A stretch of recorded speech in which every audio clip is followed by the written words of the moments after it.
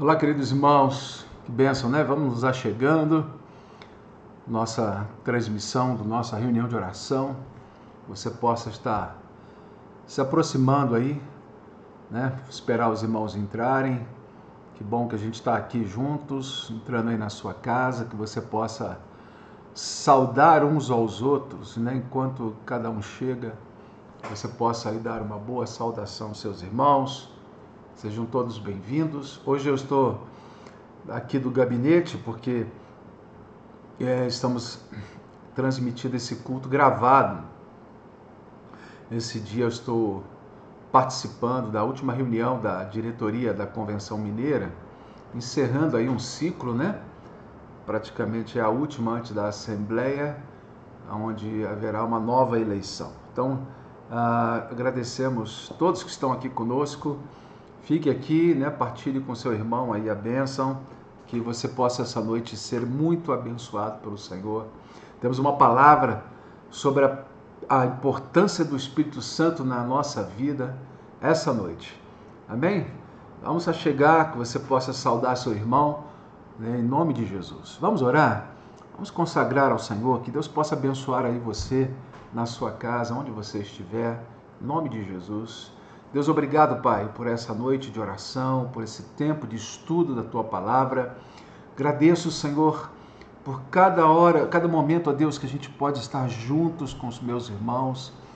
Ó Deus, onde eles estão, na casa, aonde for, que o Senhor visite nesta hora, Pai, em nome de Jesus, esses corações, ó Deus, os abençoe. Visite esses lares, essas famílias, ó Pai, em nome de Jesus, ser com cada um. Que seja, Deus, esse tempo muito especial e que o Senhor esteja derramando sua bênção sobre nós. Colocamos nossa vida diante da pessoa do Teu Espírito, para o Senhor ministrar ao nosso coração e que o Senhor seja adorado também, em nome de Jesus. Amém? Se você está chegando agora, como disse antes, não estou aqui na varanda ao vivo, mas estou com um culto feito aqui, gravado, direto do meu gabinete, pois hoje, nessa quarta-feira, especialmente, estamos participando aí do fechamento do ciclo da diretoria da Convenção Mineira, né, do trabalho, reunião do Conselho da Convenção. Estamos em viagem a BH. Ore pela nosso retorno, vamos estar retornando aí amanhã. Que o Senhor abençoe cada um aqui, em nome de Jesus. Vamos adorar o nosso Deus, vamos exaltá-lo e cantar hinos de louvor ao nosso bom Deus. Solta a sua voz, cante, exalte ao Senhor. Ele é digno da nossa adoração. Amém? O Cristo a trombeta do céu irá tocar, quando o dia majestoso amanhecer. Os remidos desta terra, meu Jesus vier buscar, e fizesse teu chamado, lá estarei. Quando o Senhor fizer chamada, quando o Senhor fizer chamada, quando o Senhor fizer chamada, quando o Senhor fizer chamada. Como eu gosto desse hino, o hino da nossa convicção. Glorioso quando o crente ressurgir e da glória de Jesus participar. Quando os salvos triunfantes o saudarem ouvir, fizesse então chamada, lá estarei.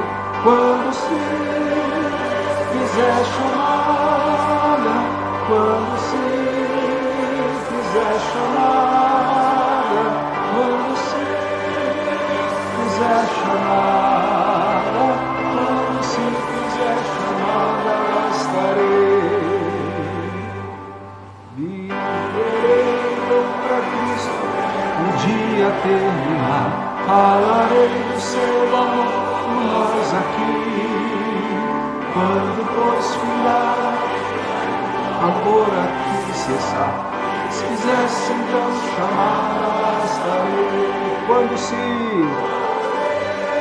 Quando ele fizer chamada, lá estarei. Quando o Senhor fizer chamada, quando Deus fizer chamar, quando Deus fizer chamar, estarei. Que seja essa a sua convicção todos os dias, meu irmão. E você viva para perseverar até o fim, porque aquele que persevera até o fim é salvo. Fica firme com Jesus, não esmoreça, porque a eternidade nos aguarda.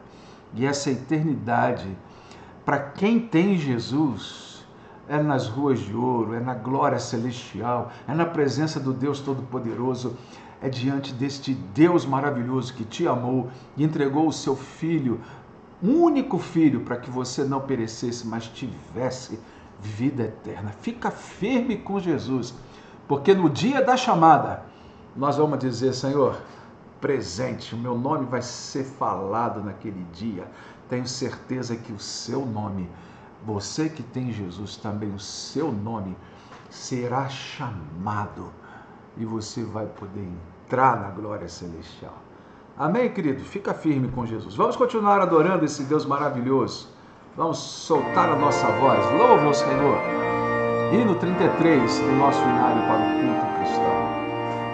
Vamos louvar. Aflito e triste coração, Deus cuidará de ti. Tem nos seus braços proteção, Deus cuidará de ti. Deus cuidará, meu irmão. Deus cuidará de ti. Tudo Ele vê, tudo provê.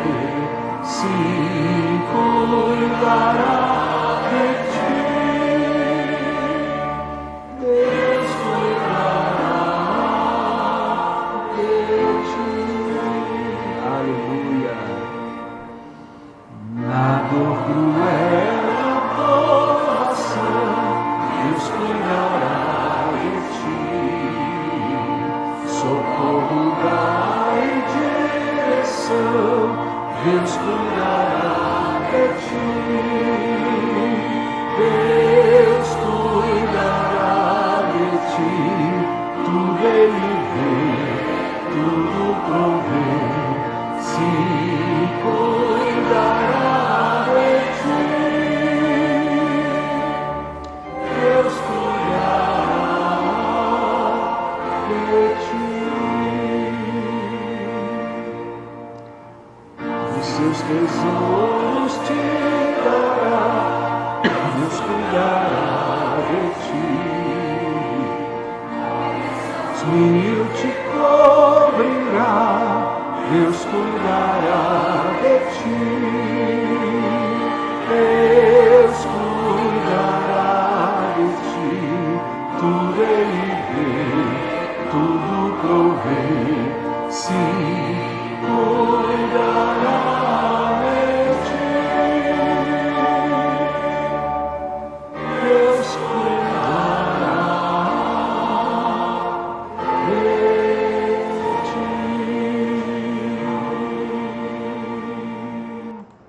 Oh, meu amado, Deus tem cuidado de nós. Amém? Às vezes os dias são difíceis.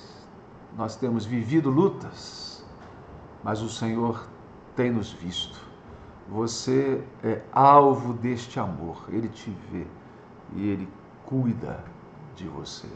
Você se sinta mesmo aí, cuidado por este Deus maravilhoso. Deus que deixou entre nós o seu Espírito Santo. E essa noite eu quero partilhar com vocês sobre a importância do Espírito Santo na nossa vida. Quero que você abra comigo em Atos 19, verso 1 ao 7.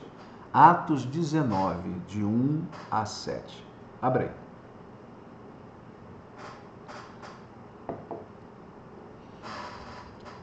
Diz assim, olha: enquanto Apolo estava em Corinto, Paulo, atravessando as regiões altas, chegou a Éfeso e ali encontrou alguns discípulos e lhes perguntou: vocês receberam o Espírito Santo quando creram?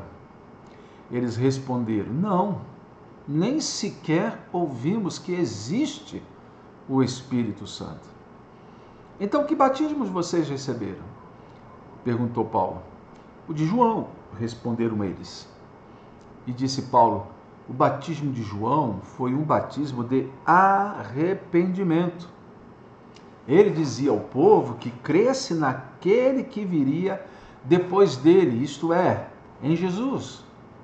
E ouvindo isto, eles foram batizados no nome do Senhor Jesus. E quando Paulo lhes impôs as mãos, veio sobre eles o Espírito Santo e começaram a falar em línguas e a profetizar. E eram ao todo uns 12 homens. Amém? Deus te abençoe, meu irmão, nesta palavra, né? Paulo está aqui numa das suas viagens missionárias, né? E Apolo, que estava em Éfeso, sai para Corinto. E Paulo, que estava em Corinto, vai para Éfeso. Há uma mudança aqui, uma troca de trabalho entre Paulo e Apolo. E quando ele chega em Éfeso, ele encontra um grupo de 12 homens que estavam desatualizados com a mensagem cristã que havia, assim, né, crescido de maneira bem rápida, exponencial. Jesus já tinha sido, né, crucificado, ressuscitado, o Espírito Santo já tinha sido derramado. E quando ele chega ali, ao encontrar esses homens que estavam desatualizados com a mensagem cristã e tinham uma experiência apenas, olha só, do batismo de João Batista, que pregava o batismo de arrependimento, de remissão de pecados, anunciando que aquele Messias viria, eles estavam bem atrasados. E eles não tinham conhecimento do que vinha acontecendo na história cristã. E quando ele se depara com esse grupo, ele pergunta: vocês receberam o Espírito Santo desde que creram? E para surpresa deles, a gente não só não recebeu, mas a gente não tem a menor ideia de quem é o Espírito Santo, a gente não sabe nada sobre ele. Queridos, o que me angustia hoje, eu acho que é a mesma angústia de Paulo vivida naquela experiência. Um sem número de pessoas dentro da igreja não sabem que é o Espírito Santo. E se sabem, parece ter uma relação com o Espírito Santo como se fosse alguma coisa assim bem distante. E queridos, nós precisamos viver intensamente a nossa vida na pessoa do Espírito Santo de Deus, porque ele derramou sobre você. Quer você tenha conhecimento ou não, se você tem Jesus, ele está aí. E a gente precisa responder melhor a esta questão da pessoa do Espírito Santo na nossa vida. Pois é, Paulo aqui está diante de um grupo cujo batismo de João era para arrependimento, mas o João disse mesmo que para que cresça naquele que vem após eles, a saber, Jesus. E aqui Paulo tem que falar para eles sobre a mensagem completa do Evangelho. Ele fala de Jesus e do Espírito Santo que veio no dia de Pentecostes, historiando ali para eles, posicionando eles, e eles crendo na mensagem que Paulo acaba de lhes dizer. Paulo então os batiza, porque eles tinham sido batizados no batismo de João antes de Cristo, mas não tinham entendido completamente. Então Paulo pega e rebatiza-os nas águas, e ao sair das águas, Paulo impõe-lhes a mão sobre cada um deles, e eles então recebem a obra que precisava se completar ali.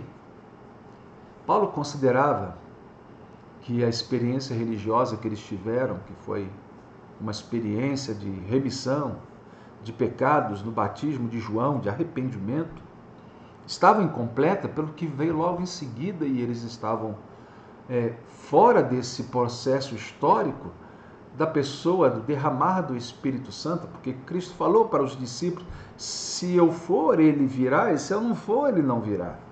E ele foi e ele enviou o seu Espírito para que estivesse conosco todos os dias até a consumação dos séculos. E logo, a experiência desses queridos precisava ser planificada para que eles tivessem uma vida espiritual verdadeira e autêntica, igualzinho a você e eu, que tendo aceitado a Cristo, recebemos o Espírito Santo e vivemos hoje na presença de Deus, na atuação do seu doce Espírito, não é? É necessário que o Espírito Santo, como a Bíblia nos ensina, seja o agente planificador de nossa experiência cristã, porque esse Espírito é quem testifica com o nosso Pai e o nosso Espírito que nós somos filhos de Deus. É Ele que dá esse testemunho em nós, né? E isso acontece quando a gente nasce de novo, porque nascemos da água e do Espírito, como Jesus ensina. Paulo nos ensina aqui que parece haver degraus e dimensões do ministério do Espírito Santo na vida das pessoas. Em outras palavras, deixa-me conjecturar aqui algo que a gente precisa manter focado para que a gente possa ter esse entendimento espiritual, né, com relação à pessoa do Espírito Santo. Deixa eu colocar aqui um pouco d'água para a gente poder seguir adiante.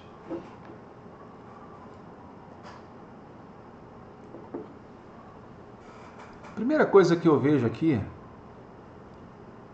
é que parece que é possível uma pessoa ser convencida,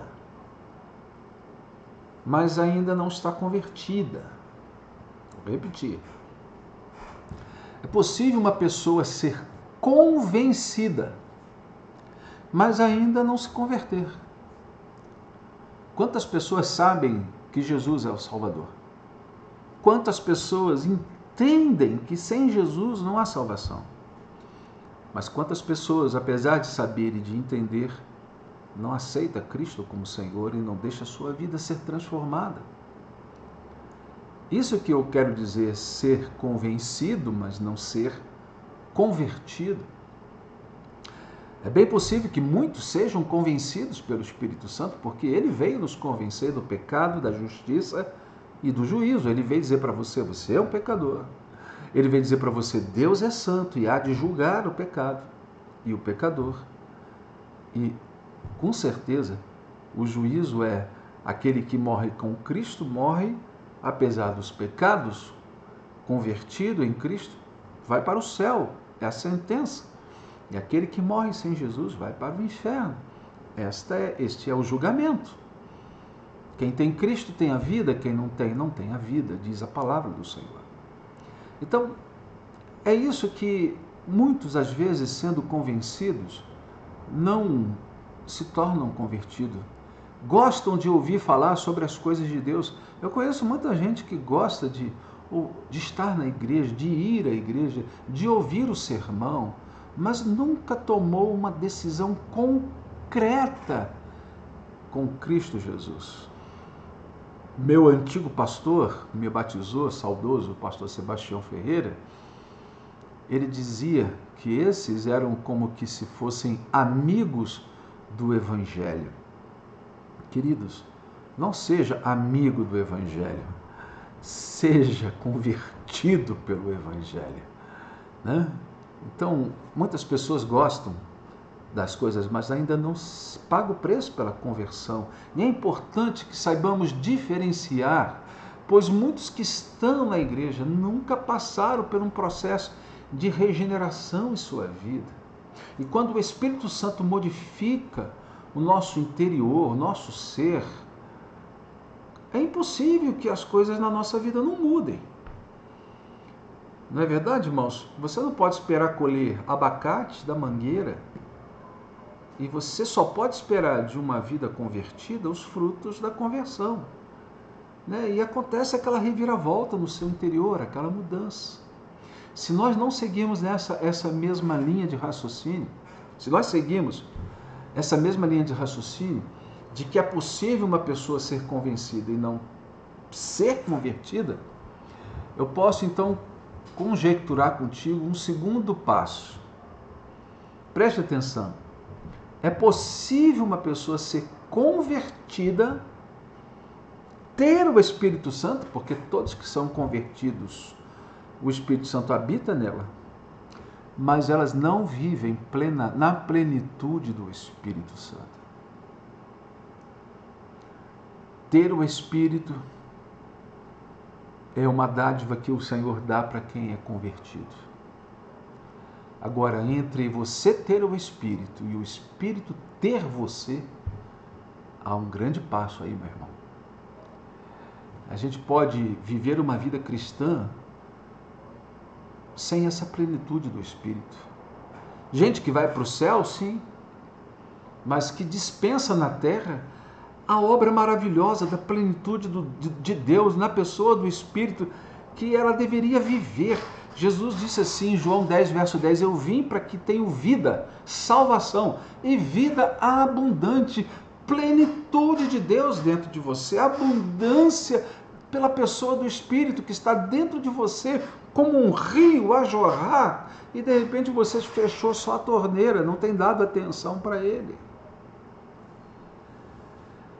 Portanto, querido, eis aqui as duas posições acima em que eles ou eram convencidos e ainda não se converteram, ou Paulo estava diante de convertidos, mas ainda não tinha a menor noção de que precisavam ser cheios do Espírito Santo. O que importa é que, quem sabe, nós possamos hoje avaliar a nós mesmos. A gente não pode, nem deve avaliar os outros. Você precisa se avaliar. Porque quem sabe você já pôde ter aceitado a Cristo como Salvador. Foi à frente da igreja, foi batizado nas águas, já tem o seu nome escrito no hall de membros da igreja, cumpre com os mandamentos da igreja, dá o dízimo, canta no coro da igreja, gosta de frequentar a escola bíblica, mas você sabe que no seu coração, aí no íntimo, aquele rio de água viva, aquela fonte que salta para a vida eterna, ainda está faltando com uma experiência concreta de sua vida. Eu quero lhes dizer que esse Espírito de Deus deseja cumprir em nós a promessa de que, se nós formos plenos dele, rios de água viva fluirão do nosso ser. Servir a Deus não será um peso, mas será uma festa. Andar com Deus não será algo penoso, mas será uma alegria e será a maior glória de nossa vida, porque você está cheio do Espírito Santo. Paulo está dizendo aos Efésios, no capítulo 5, do verso 18 ao verso 20, não se embriaguem com vinho que leva à libertinagem, mas deixem-se encher pelo Espírito, falando entre si com salmos, hinos e cânticos espirituais, cantando e louvando de coração ao Senhor, dando graças constantemente a Deus Pai por todas as coisas em nome do nosso Senhor Jesus Cristo. É possível ter uma vida cristã e não ser pleno do Espírito. Só tem um jeito, é beber da fonte de Jesus. Jesus respondeu certa vez, lá em João 4, verso 13 a 14, quem beber desta água terá sede outra vez, mas quem beber da água que eu lhe der, nunca mais terá sede. Ao contrário, a água que eu lhe der se tornará nele uma fonte a jorrar para a vida eterna. Oh, queridos, aquilo que Deus tem colocado dentro de você é poderoso, é extraordinário. Graças a Deus que há uma fonte de água viva que torna a nossa vida espiritual exuberante, que torna servir a Cristo o maior prêmio da nossa existência. que o maior prêmio da sua existência não sejam as suas viagens, suas conquistas humanas, o quanto de dinheiro você tem, de propriedades, a beleza de sua família, a beleza de sua casa, até a sua própria beleza. Que o maior prêmio da sua existência seja a plenitude de Deus em você, pela obra que Cristo fez na cruz do Calvário, na pessoa do Espírito que veio habitar em você.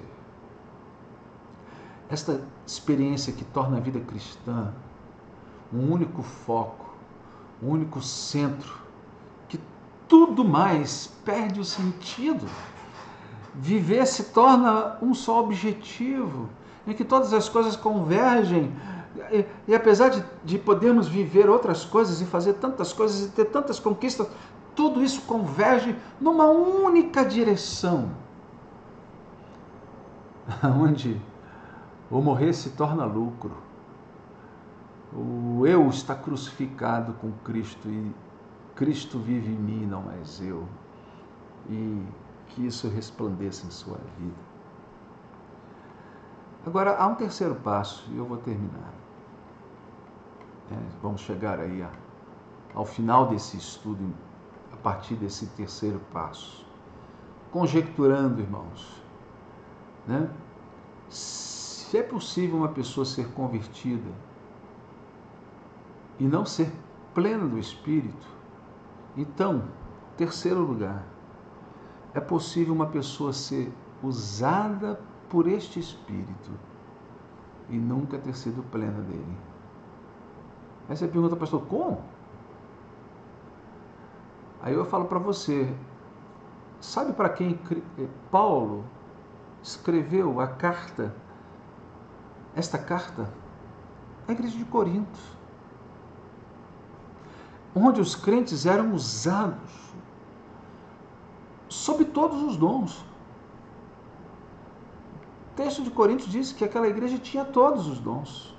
Obviamente que a soma dos irmãos, era uma igreja poderosa em dons. Lá havia de tudo em termos de dons. Mas sabe o que Paulo fala a essa igreja em 1 Coríntios 3, de 1 a 3? 1 Coríntios 3, de 1 a 3, diz assim: irmãos, não lhes pude falar como a espirituais, mas como a carnais, como crianças em Cristo. Dei-lhes leite e não alimento sólido, pois vocês não estavam em condições de recebê-lo. De fato, vocês ainda não estão em condições, porque ainda são carnais. Paulo se preocupa aqui que aquela igreja não seja uma igreja convencida, mas não convertida. Que ela seja convertida, mas não plena. Que ela seja usada pelo Espírito Santo, mas não cheia. Nós temos que buscar essa plenitude do Espírito, irmãos, em nossas vidas. E isto vai acontecer vindo do alto, não vem de baixo, não vem da terra, não vem do lado. Não tem como ficar aqui dizendo 3 passos para isso, 3 passos para aquilo. Não tem como tentar fazer um bolo espiritual com a receita daquilo que acontece aí fora. Se você se abrir para Deus, eu não sei o que Deus vai fazer, nem como vai fazer, nem quando vai fazer, mas sei que Ele pode sacudir aí a sua estrutura, varrer esse lixo de pecado do seu coração, estraçalhar esse vaso, né, que está todo rachado, que é a sua vida, em que nada de bom de Deus para, tudo que vem vaza, tudo que está sujo, Ele pode limpar, fazer um vaso novo, te encher e você transbordar. Ah, meu querido, quando esse vaso estiver firme e você dizer, Senhor, me enche, Deus vai encher, e um renovo em teu coração vai acontecer. E tudo isso não pode ficar só para você, por isso que o vaso, transborda. Amém, querido? O reino de Deus não é comida, não é bebida, mas demonstração de poder. Poder contra o mal, poder que faz o homem enfrentar o dia a dia. Eu creio que o que confere poder ao cristianismo não é uma igreja bem estruturada, nem uma visão especial, mas sim a pessoa do Espírito Santo. Conforme a promessa em Atos 1 diz, verso 4 e 8. Certa ocasião, enquanto comia com eles, leu-lhes esta ordem: não saiam de Jerusalém, mas esperem pela promessa de meu Pai, da qual lhes falei. Mas receberão poder quando o Espírito Santo descer sobre vocês. E serão minhas testemunhas em Jerusalém, Judéia, Samaria e até os confins da terra. E sabe por quê? Porque há disposição nos cristãos, uma graça, um poder, uma autoridade que não existe em nenhuma esfera da vida humana. É o poder que vem do alto, é o poder que está dentro de você, na pessoa do Espírito Santo. Pois quando o poder do Espírito Santo toma a vida de um homem, se torna uma arma poderosa nas mãos de Deus e faz o impossível, destrói o que parece não poder ser destruído, abala o que parece ser sólido e inabalável, pois ele tem à sua disposição o poder que tinha o nosso Senhor quando aqui na terra estava. Pois no dia que ele foi assunto aos céus, ele disse: foi-me dado todo o poder nos céus, toda a autoridade nos céus e na terra, portanto vão neste poder. Vão pregar o Evangelho a toda criatura. Mateus 28, verso 18. Esse poder do Evangelho, esse poder do Espírito que trabalha dentro de você e a partir de você, esse poder está aí para que você exerça. Compreender isso não é o suficiente, meu irmão. O cristianismo não é só uma compreensão mental de verdades escritas e faladas. É muito bom ler o que Deus nos ensina e ouvir o que Deus nos ensina. Mas cristianismo não é só compreensão. É experiência dessas verdades. O cego à beira do caminho, que Jesus cura, né? Estava ali à beira do caminho, sabia que Jesus curava. E os outros perguntam a ele: o que aconteceu? E ele diz: não sei explicar como aconteceu, só sei que eu era cego e agora vejo. Então Jesus está ali passando e o cego é curado e vem. E ele não compreende nada, mas uma coisa ele sabe: é aquele lá, esse Jesus, ele é poderoso. Eu sei que eu era cego, mas agora eu vejo.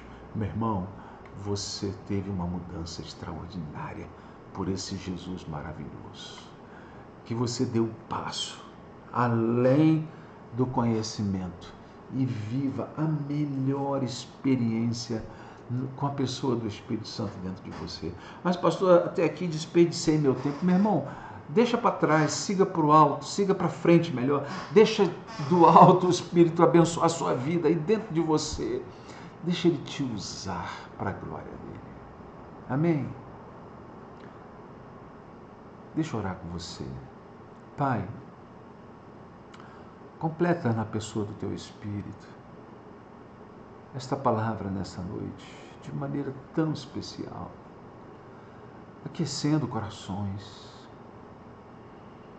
Oh Deus, ateia o fogo na alma de cada um que está ouvindo, para viver mais intensamente a experiência com o Senhor. Os que não estão vivendo, que vivam. E os que já estão vivendo aqui, Senhor, vivam mais. Que do alto, ó Deus, venha o fogo, ó Deus, abrasador, que nos faz ser tão transformados e tão planificados pelo Teu Espírito, que a gente mal se contenha e transborde isso, Pai, para a glória do Teu nome, em nome de Jesus. Amém, meu amado? Que bênção, né? Que você possa ser esta bênção nas mãos do Senhor. Vamos ter nosso momento de intercessão para terminarmos o culto, nossa reunião de oração nessa noite, amém? Interceda aí uns pelos outros. Muitas são as lutas que nós estamos passando, mas Deus tem nos dado, irmãos, vitórias, em nome de Jesus. Pai, nessa hora queremos colocar cada irmão aqui, cada irmã, Pai, na Tua presença. São dias difíceis, dias de pandemia, onde a saúde física, mental, espiritual, financeira, familiar, tantas outras áreas da nossa vida têm sido atacada, Pai. Mas, ó Deus, nós não andamos apenas pelo que vemos, mas caminhamos, ó Deus, debaixo de um poder, da unção do Teu Espírito. Por isso, nessa noite, nos colocamos diante de Ti, Senhor, para que o Senhor possa cuidar de nós como cantamos aqui. Obrigado porque o Senhor tudo vê. Meu Deus, o Senhor que vê agora meu irmão, minha irmã, derrama sobre eles a Tua bênção, a Tua vitória. Em nome de Jesus. Abençoa poderosamente cada um aqui, cada necessidade, cada membro da Igreja Central, cada irmão aqui, Senhor, visite-os com Teu poder e a Tua graça. E obrigado, Pai, porque o Senhor tem derramado sobre nós a Tua bênção. Ao Senhor toda honra e toda glória nós damos, porque sabemos que o Teu Espírito tem estado conosco. Completa a obra, Senhor, na nossa vida. Colocamos os nossos pedidos diante de Ti. Toma para Ti, Senhor, a nossa causa e nos abençoe em nome de Jesus. Amém, querido? Graças a Deus. Deus te abençoe. Que você aí deixe aí uma mensagem, né? Um abraço ao seu irmão, né? Que você possa aí partilhar. Olha, Deus te use. Deus te encha com a glória do Espírito dele de maneira que sejam dias de transbordamento, né? Que você deseja aí uma semana abençoada para o seu irmão. Que cada um que está aqui, cada um que ouvir esse tempo de oração, de estudo da palavra, seja poderosamente abençoado, meu querido. Deus é contigo. Amém? Que o Senhor te abençoe e te guarde. Que o Senhor faça resplandecer o seu rosto sobre ti e tenha misericórdia de ti. Que o Senhor sobre ti levante o seu rosto e te dê a paz. Deus abençoe. Tchau.